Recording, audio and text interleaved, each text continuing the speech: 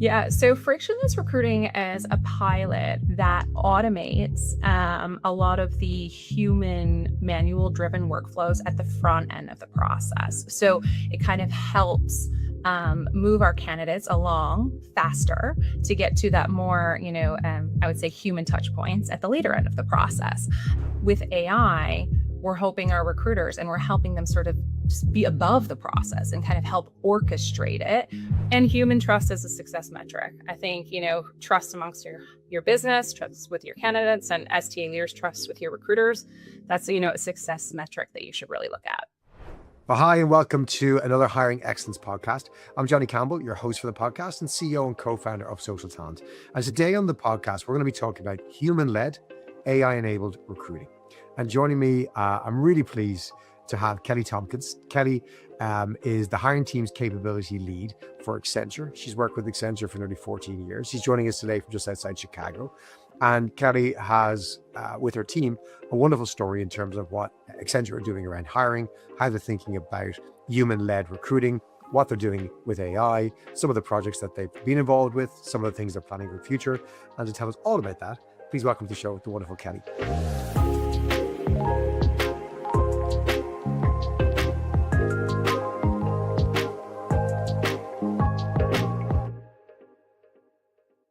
Kelly, it's great to have you on the podcast. Maybe you might tell our audience a little bit more about you, maybe what you did before Accenture, what you do now, what your interests are. Fire away.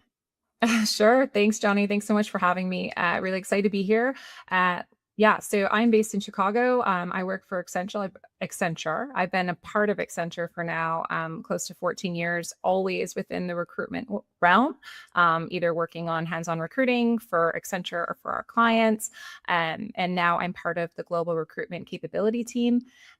It's hard to remember my life before Accenture. I actually worked in a small suburb of Chicago, not too far from where I live right now, for a ball bearings company, working in their account management group, which I feel like just feels like a million years ago. And also when you're a fresh grad working in the suburbs for a company that manufactures ball bearings, it was probably like the boringest job in the world.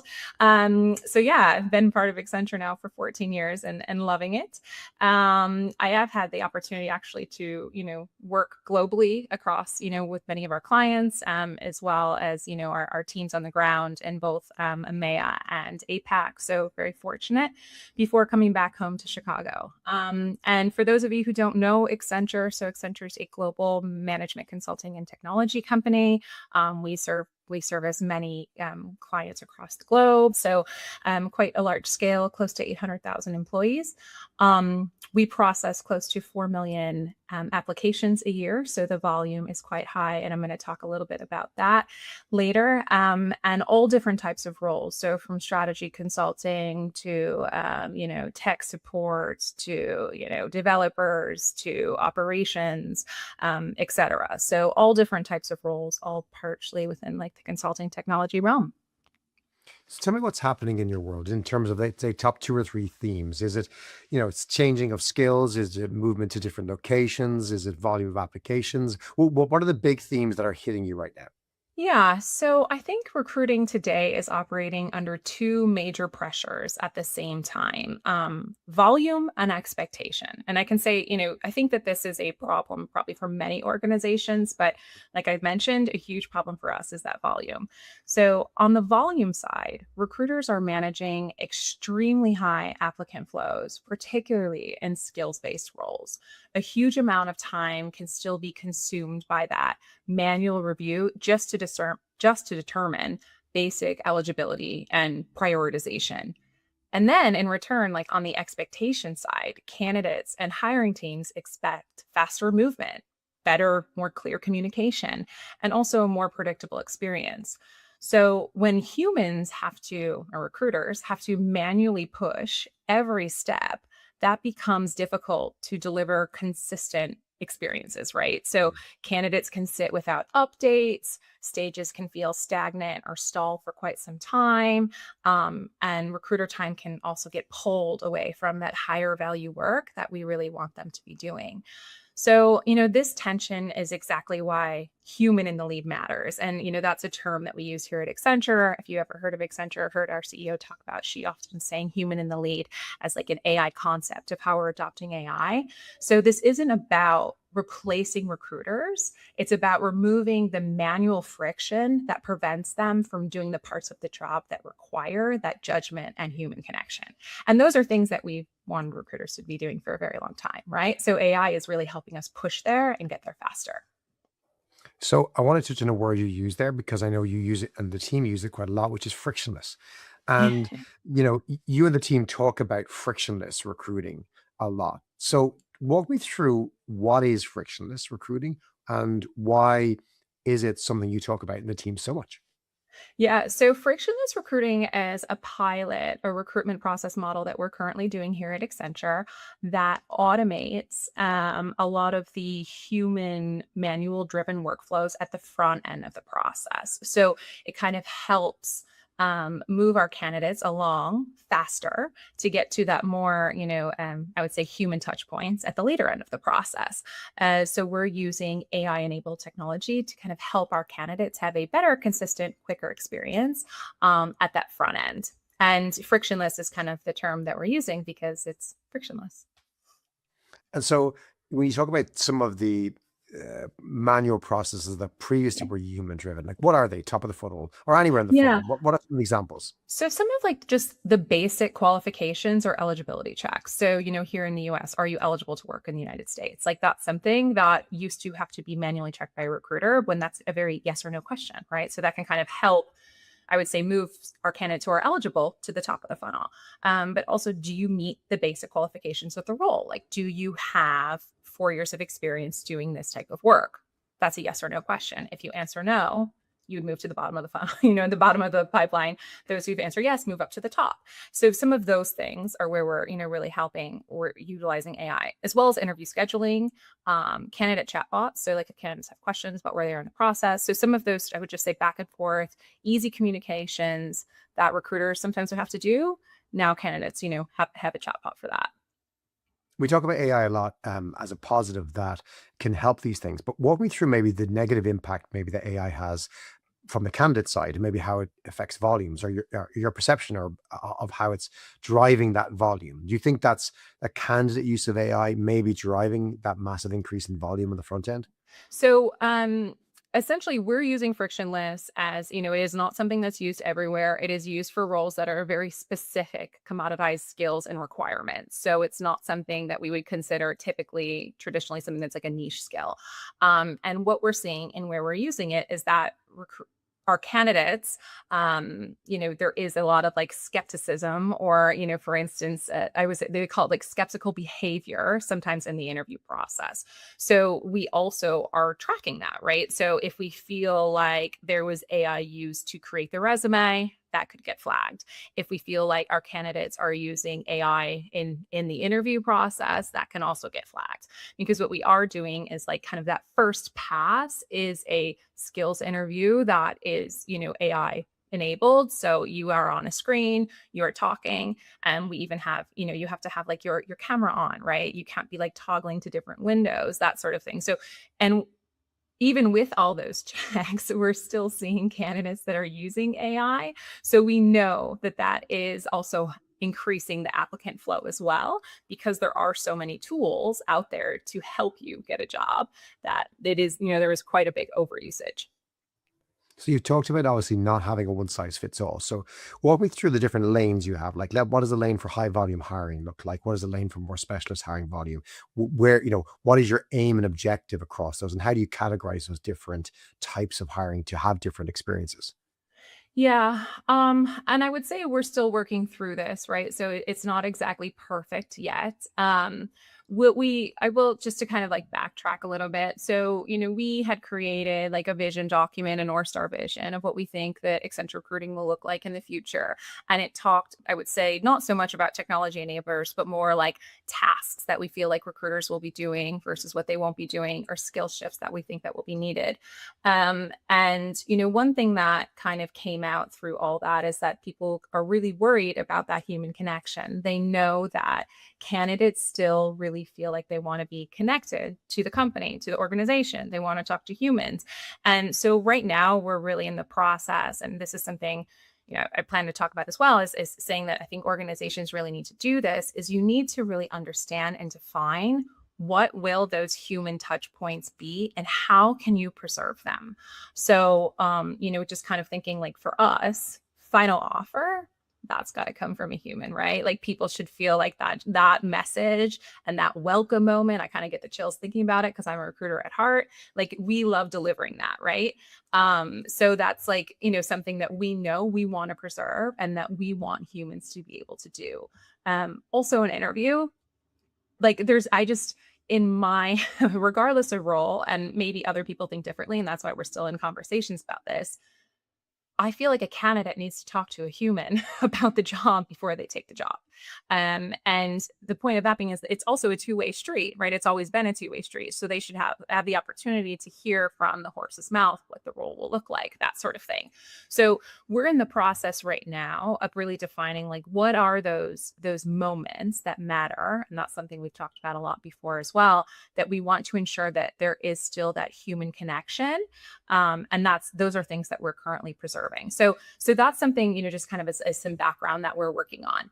When we kind of then pivot to then focus on like different types of roles, I think that there is a lot of entry level roles that maybe don't require as many human touch points as you might need in some of the more niche skills or some of our more experienced level hiring. Or when you're getting up to MD, I don't know if there's going to be any sort of enabled. There isn't, this is not on our roadmap yet, right? For our managing directors to have any sort of AI enabled processes. But I do think that like below MD, like things like compliance checks or basic qualifications, like when you're filling out an application, that can be done, by a back-end process flow or AI, no problem. Why do we need a recruiter to go in and manually see if this person needs the basic qualifications? Like that's something that we should always be able to enable. So that's, something that I think that we will be able to do cross-level, cross-role. Now, when I talked kind of about like that video skills interview, where it is a little bit more, you either have the requirements to do this type of coding or, I'm not a tech recruiter, but like that sort of thing, right? You either kind of have it or you don't. And I think that we can use technology in that space. But then when we kind of move into or pivot and we talk about like strategy roles, that's not so black and white, so that, would require a different type of assessment process. Yeah. And that's also, I think, a skill set that our recruiters need too, to like understand, like, here's my tech suite. Here's the type of assessments that I have that I have available to use. And for this role, it makes sense to use these. And I guess one of the things that I know we've talked about before that you also have to build into this is equity in terms of the process still has to be consistent across all candidates. Well, you might have different processes for different candidates based on the role type, etc. Within that framework, there's massive consistency across that so that everyone being assessed for a role is being assessed the same way. Isn't that correct? Yeah. I mean, for that role, for sure, That role. 100%. So like that process does not deviate. If that role is different, looks different in a different country or market, then the role can change. But like for that role in that country, like that, the process is the same for every candidate. Correct. Okay, what do you see in terms of so some of the fear that folks who don't have as much automation as you're bringing in, they have a sense of fear around, do candidates will hate this, they'll reject it, they'll never want it. What's your general observation as to candidate comfort? Think about the candidate experience. Is this well, because I get the benefits from the business point of view for sure, but do candidates love this? What's your anecdotal or evidence-based view of that? Yeah, so that's a good question. So what we did do a couple months ago is we surveyed our recruitment workforce, not everyone, but like a select, representative in each market to get an understanding of what their vision is, or how our vision is, how it matches to what their expectations are, but also ask, because they're our first, touch point with candidates, what do we think like candidates will think? And I think that varies, right? So I think one thing remains constant is that candidates want consistent communication and they want to understand where they are in the process. I think everyone has recalled a moment probably in their lifetime where they applied for a job and they felt like their resume went into a black hole and they didn't hear anything for maybe ever, or maybe like 4 months later got a very generic rejection letter, that type of thing. So we recognize like that's a problem and we want to stay away from that. And AI can help us with that, right? So I think that's something that candidates want. They want that consistent communication. Um, and I also think something that maybe people aren't thinking about, what we've heard, and what I also believe is that a fast experience doesn't mean a great experience. Like when I think about recruiting at its core in a way that I always kind of made it very tangible for me is um, you're essentially like asking a person to leave their home, like divorce their family and kind of move in with you, right? And some people are like, I'm ready to jump ship. Like, I don't want to stay here. I'm ready to move in. When can I start? But not everyone feels that way, right? So sometimes it can take longer and it does take more conversations. And maybe that could be role agnostic. It doesn't matter. That could be for any role. I think typically it depends. It could, be for certain roles and not for others. But I think we still need to make sure that we are respecting a candidate's choice here and giving them, what they need when they want it. Now, sometimes we have a start date that's non-negotiable. And then we know that that person's not right for that role. So we have to move fast and as fast as possible. But I do think that there is something that I think people are kind of missing, and that they think of like speed equals a great experience when that's not necessarily always the case. And we need to be sure that we're like anchoring to that when we're thinking about our candidates and what they need. So we've talked a lot about the AI enabled piece, a bit about the human led, but I want to come back to the human led piece more, because in a world where you have this increased automation, you've got better workflows, you've got more AI and RPA in here. How are you thinking about the changes in the skills required, maybe in the hiring team with the recruiters in particular? Because obviously that's your core. You drive hiring team capability across Accenture. So, what are some of your big observations on how that role or the capabilities required to do those roles are changing? Yeah. So I think one of the biggest changes for us is that we used to have recruiters that have to step at or have to, participate in every step of the process. So from application to offer and close, they are kind of manually touching it and they're in the process. With AI, we're hoping our recruiters and we're helping them sort of be above the process and kind of help orchestrate it versus having to do some of that manual stuff. So where we see that AI can support some of the repeatable rule-based workflows or that workflow coordination piece, we still expect our humans to really help in that stakeholder advising, which is obviously something that we've always expected them to do, but maybe that role is just elevated a little bit more. I talked a little bit about the candidate engagement piece, right? Like that's still huge for us, and we need to still be meeting our candidates' expectations. We want to make sure that we're still keeping it a two-way street, and also supporting in like final decisions as well. And Mm. one thing that I kind of touched on that maybe is something new that's sort of emerging is this notion that recruiting isn't a one size fits all. We now do have AI and technology that supports our recruiters, but we need our recruiters to be good. It will be able to interpret the data that they're seeing and maybe and also understand the technology to understand like what tech can I use to support me in my role to get the best hire. So being able to really understand that full assessment piece and also pivoting when necessary, right? And being like, okay, that tech isn't supporting me. Let's close that role. Let's start fresh with a new assessment process. That's something I think that will be new for recruiters that, we haven't traditionally done. So, because it's been I would say, if you think about recruiting historically, it's very much like you apply, you interview, maybe there's some sort of like assessment, like online digital assessment. That can change now.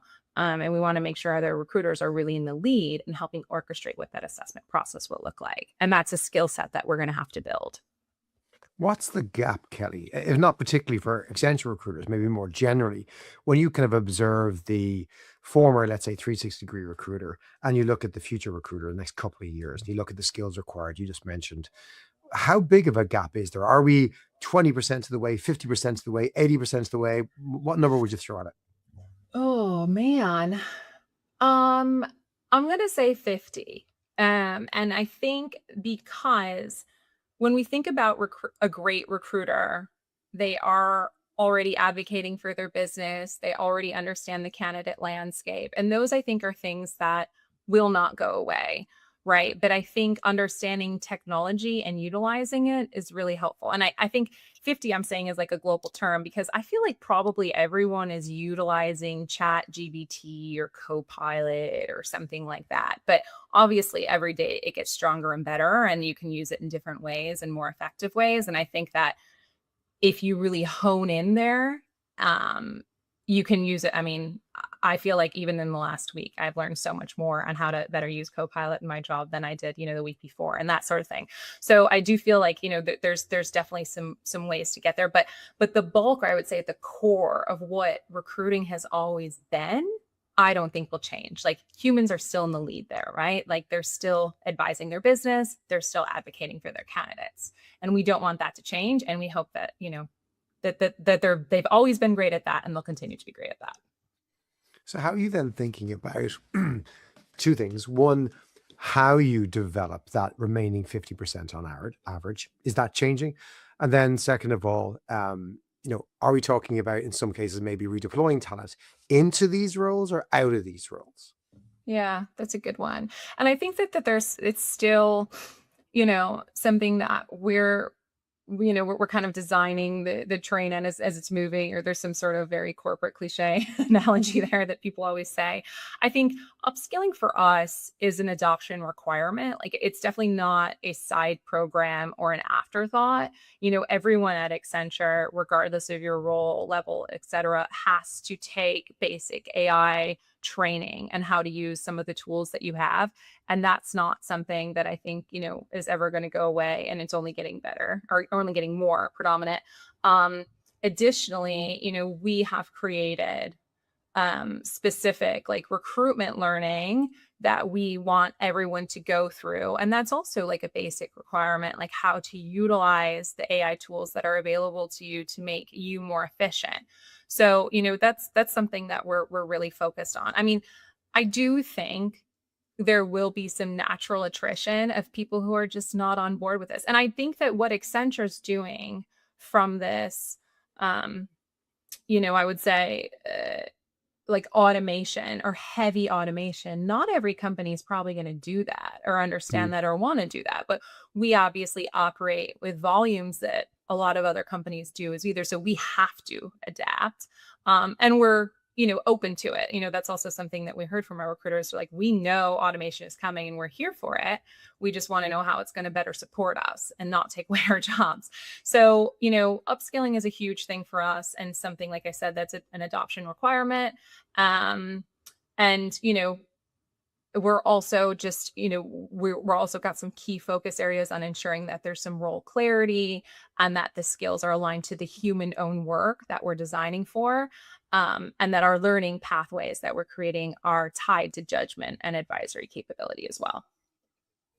Do you, you developed somewhat of a, I won't say expertise because I hate when someone says expertise. I'd say more of a passion. You've got a really broad passion for learning the last few years, Kelly, as your kind of role move more away from recruiting and into the enablement side. So talk to me about what you're seeing in the evolution of some of those tools and methodologies in terms of the ability to have personalized coaches, to practice, the ability to make the content faster as well. Like, what excites you in terms of the practicalities of enablement and the tools of enablement with AI Well, as well? yeah, for sure. So, I mean, one thing that I've seen since I've had this role, and I've had this role, in regards to like owning the learning function for our hiring teams for the last 4 years. And now I've kind of adopted more like our future of work, like what that will look like from a skills standpoint. But something that I see that has just been a huge value that we couldn't really do before is this opportunity to practice what you learned in a safe environment, right? So it used to be kind of this, and we use social talent, but you kind of watch a video and then you answer a few questions and it's like yes or no and you move on, which is good. It's important to have knowledge checks. We're not saying that those aren't valuable, but now you have the opportunity to actually practice what you learned with an AI chatbot. And social talent does it with a lot of other things. Companies do it as well. And you can also say like, okay, here's a scenario. How do I work through this, or that type of thing? And I think we're not capturing that data because we want people to do it in a safe environment. But just if I'm thinking about from like our learning strategy and how we plan to measure the effectiveness of learning at Accenture in the future, we are planning on having some sort of pre-assessment, post-assessment as well. And I think that like an AI can help enable that. So when we're having those conversations from an AI standpoint to understand if people how they would apply what they work, that's going to be a huge value. Okay. Yeah, I think, it is changing very rapidly. So the world of recruiting is changing, but the tools we use to train, Yeah. to learn, to enable us are changing as well, and give us deeper, richer experiences. And I think, we've talked quite a bit in the past about the capabilities that recruiters are evolving into. And one of the things that is harder to put your finger on is experience. Because in all these areas, you kind of need to, practice them or do them. And practicing and doing has become much more scalable in the last couple of years versus, you had to just literally do more hiring manager strategy meetings, meet more candidates, make more mistakes. And it is being able to do that in a safe environment makes things better. But I want to move to your kind of general advice, Kelly, for other leaders Yeah. listening who are looking to either, and it's probably not going to be either because they're probably doing both, but implementing more AI and automation and or thinking about reskilling their teams in this new world. What are some of the common traps you think companies or leaders fall into with either of those, or that you've fallen into yourselves but learned from? Yeah. Um, well, so one thing I think is a big one is treating AI like a shortcut. So I think that a lot of people hear the term AI and then they're like get really excited and think about how can I implement it? How can I use it? That's what everyone talks about. I'm not really understanding the technology and how it can help really, help you be more efficient as an organization, whether that be recruitment or otherwise. So I would say a common trap is really like treating AI like a shortcut and not really understanding the technology or being, I would say, picky and how you use it to really elevate that. Um, Another one, and I know I talked about this late, is like sort of optimizing speed at the cost of candidate experience. So if you're not thinking about how to take AI and sort of elevate your candidate, recruiter, hiring manager experience, but you're kind of just thinking about we just want to go faster. Mm. That's always not a one size fits all. So I feel like that could be a common trap. And I feel also just like being honest with your organization. So if we're thinking about TA leaders, one thing I think that we really learned from that survey that I mentioned is that people just want us to be honest, right? Like they're like, what's live? What's on the roadmap? How is this technology actually going to help me versus what will hinder me? I'm not talking about AI tools specifically, but sometimes people can feel like our TA systems aren't really helping me. And that's why I have an offline tracker. So, how can we really be honest about like, here's what the tool does, here's what the tool is going to help you do, and here's what your role looks like with the help of this technology, and just being super honest and upfront about that. And we know it's going to work 65% of the time, or you know what I mean? That's our goal, right? And we know it's maybe not going to work 100% of the time. Because even what we're seeing with frictionless, candidates still fall through the gaps, right? Like candidates still get flagged like, oh, they didn't meet the requirement. And what we have is you still have to kind of just go in and do a quick check. So like, so those the great candidates that are obvious progress, but we still do have some, so we don't reject anyone just based purely on AI. And sometimes we're like, wait, how did this person miss it? Like that was that was a mistake or something like that, right? So, we think it's important to be honest about what the AI can do and can't do. And then when you think about the next year or two, right? Because things are going so fast. What are you thinking about doing more of, stopping, beginning in your journey? What are the start, stop, 2xing priorities for Yeah. your next year or two? It's a good one. Okay, so I would say, start using selective automation. So even if you're afraid, try something. Maybe it's one role, maybe it's one area, something like that. And I would also really start to think and look at your organization. Like, what are the skills that you think your organization needs, and be real about that? Like your recruitment organization, what do you think they really do well? What are those things that you want to preserve and you want to continue to grow? And what are things that we think we can stop doing and focus on other areas from a skill and role mapping exercise? Um, we need to stop assuming that adoption is automatic as well. So, I think having a good change management or change mindset in place is something that is going to be important, and ensuring, we need to also not assume that a one size fits all for any sort of design. I mean, we're a global organization and we obviously hire for, tens of thousands of roles at any given time. Um, but it's obvious for us to know that a one size fits all doesn't work. But even for smaller organizations, I don't think that every role can have like this same, first four steps of the process. That's just unrealistic. And then some things I think that everyone should like double down or really anchor to is ensuring to keep consistent candidate experience. You want to make sure everyone has a good candidate experience.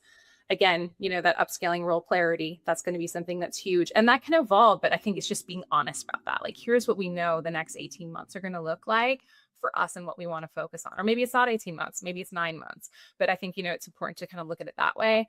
And human trust as a success metric. I think, trust amongst your business, trust with your candidates, and STA leaders, trust with your recruiters.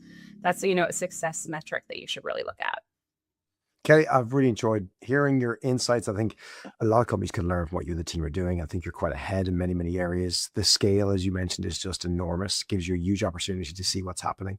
And particularly around the enablement side, I know from experience, as you mentioned, your team put an enormous amount of effort into it. And I would say are leaders in how you enable folks, and just the kind of take up of enablement to the teams is fantastic. And it's not down to us, Kelly, it's down to you. You and the team, and the work you've done has been phenomenal. Keep doing it. Looking forward to seeing how your journey expands into new skills as the roles evolve, as the automation evolves as well. But great to hear that experience is still at the heart of everything you do in Accenture, not just the candidate experience, but obviously also the human experience from the recruiters and the hiring managers. Kelly, thank you for sharing. I hope we see you in the next couple of months as we're over in Chicago in your part of the world. I hope you'll come back again and tell us how things have moved on in the next 9 or 12 months. Sounds great. Thank you so much for having me, Johnny. Appreciate it.